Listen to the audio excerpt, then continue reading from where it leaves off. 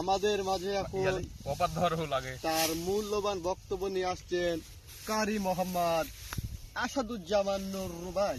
তার কুরআন ও হাদিস মোতাবেক তার মূল্যবান বক্তব্য রাখার জন্য অনুরোধ করা হচ্ছে। প্লিজ আপনি শুরু করুন।